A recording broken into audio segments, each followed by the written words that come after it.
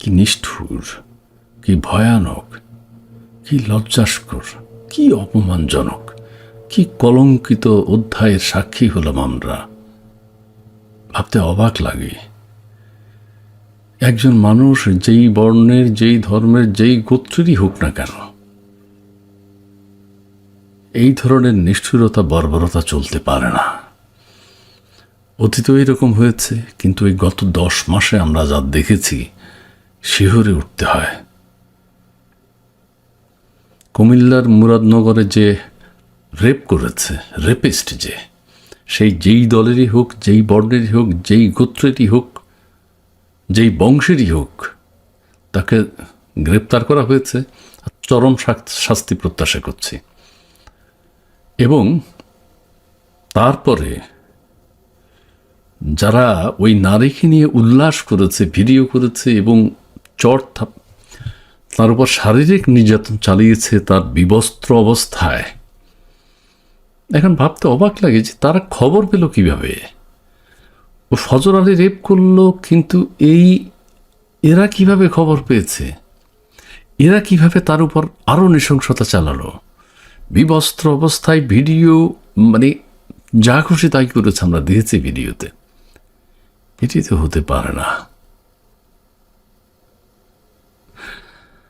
একজন উপদেষ্টা অলরেডি বলে ফেলেছেন, ওই ছেলেরা যে রেপ করেছে, রেপিস্ট যে, সে আওয়ামী লীগ ঘরানার কিছু একটা বলতে চেয়েছেন। এইটা আমাদের দেশের কালচার। যেই দলেরই হোক, আপনি চিন্তা করবেন না, যেই দলেরই হোক তাকে আইনের আওতায় আনুন। আমাদের এই 10 মাসে আমরা যা দেখেছি, আমাদের একজন শান্তি পুরস্কার বিজয়ী প্রধান উপদেষ্টা রয়েছেন, তিনি এগুলো জানেনও না, দেখেনও না, শুনেনও না, তিনি জানতে চানও না। তাঁর দৃষ্টিতে হলো আইন শৃঙ্খলা খুবই ভালো আছে, ঠিক আছে, নিয়ন্ত্রণ করতে হবে। তিনি ছেড়ে দিয়েছেন মবের রাজা, তিনি মব কিং। তার নেতৃত্বেই সব কিছু হচ্ছে। সব দোষ যদি শেখ হাসিনার হয়ে থাকে, সব কিছুর জন্য এখন তাই গত 10 মাসের যে নিষ্ঠুরতা, বর্বরতা বাংলাদেশে আমরা দেখেছি, তার জন্য, সমস্ত কিছুর জন্য যাই শান্তি পুরস্কার। তিনি উৎসাহিত করেন।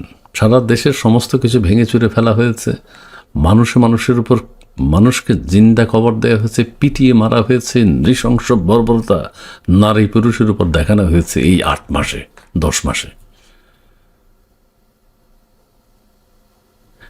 আবার আসি কুমিল্লার মুরাদনগরে,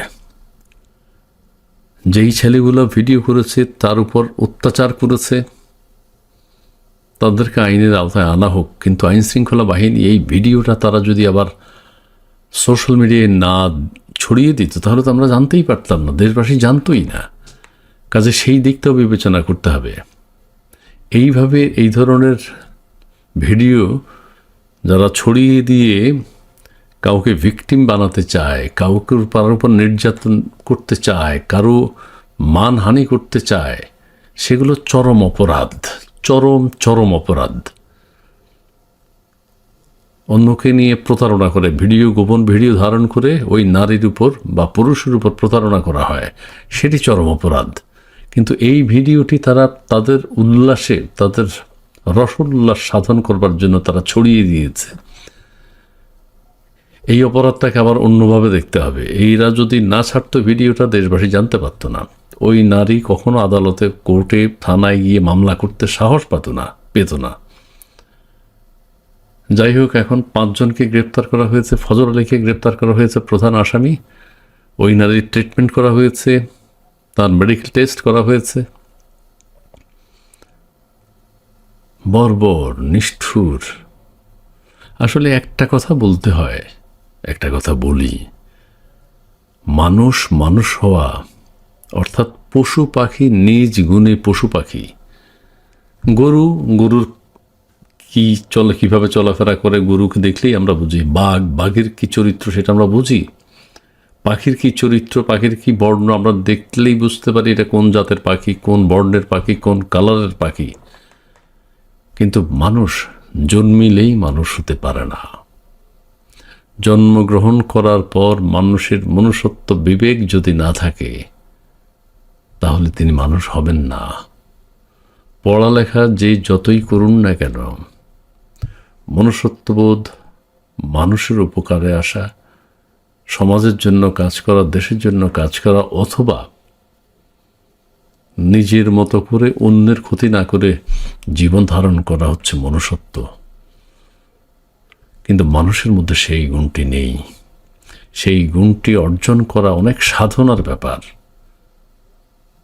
আমরা কি দেখলাম? এটা ভিডিও করে এই যে এতগুলো ছেলে ঝাঁপিয়ে পড়ে ওই নারীর উপর চড় থাপ্পড়, আহারে। যাই হোক, যেভাবে হোক আমরা দেখেছি, আমরা শিহরিত হয়েছি। আমাদের প্রধান উপদেষ্টা এগুলোর উৎসাহদাতা।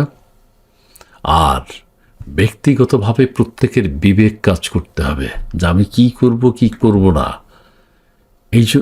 এই ধারণা থাকতে হবে।